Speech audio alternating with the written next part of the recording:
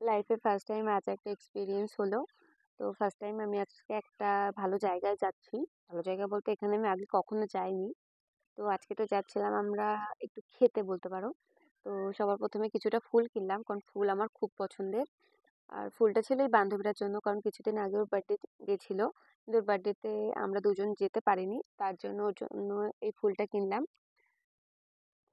দেন রাস্তায় চেন ঠিক করা হচ্ছিল, দেন আমার কাছে টাকাও ছিল না বলে আমি এটিএম থেকে টাকা তুলতে গেছিলাম। দেখে আমাদের ঢং শুরু হয়ে গেছে।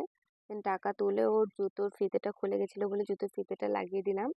তারপর অটো করে আমরা চলে আসলাম ডমিনোজে। হ্যাঁ, আজ আমি ফার্স্ট টাইম ডমিনোজে আসলাম। তো ডমিনোজে এসে দেখতে পাচ্ছ এখানের অ্যাম্বিয়েন্সটা। তো এটা ছিল মেনু কার্ড। আমরা দুটো পিৎজা অর্ডার করেছিলাম, একটা এটা আর একটা এটা, যদিও দুটোর কোনোটার নামই আমার মনে নেই। তো পিৎজাটা অর্ডার করে রেখে আমরা এদিকে গেছিলাম হাত ধুতে। দেখো আমার হাই হ্যালো ঢং করা কিছুই শেষ হচ্ছে না। তো হাত ধুয়ে আমরা এই হাত শুকানো মেশিনটাই হাত দিয়েছিলাম, কিন্তু হাত তো একদমই শুকায়নি দেখতে পাচ্ছ। তো ওই হাত নিয়েই আমরা গেছিলাম পিৎজা খেতে। তো ফার্স্ট তো এটা ট্রাই করেছিলাম। এটা চিজ পুল বেশ ভালোই ছিল। তো দেখতে পাচ্ছ বেশ ভালোই চিজ পুল এসেছিল, আর খেতেও এটা টেস্টি ছিল।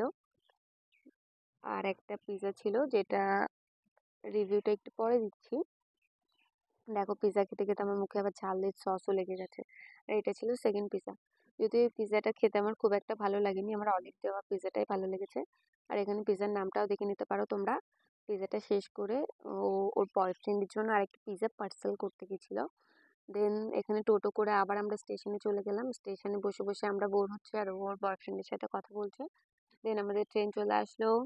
আমরা ট্রেনে উঠে আবার নেমেও গেলাম, আর প্রিয়া আরো কয়েকটা স্টেশন দূরে যাবে, তাই ওকে টাটা করে আইসক্রিম খেয়ে আমরা বাড়ি চলে আসলাম। Thank you for watching, tata.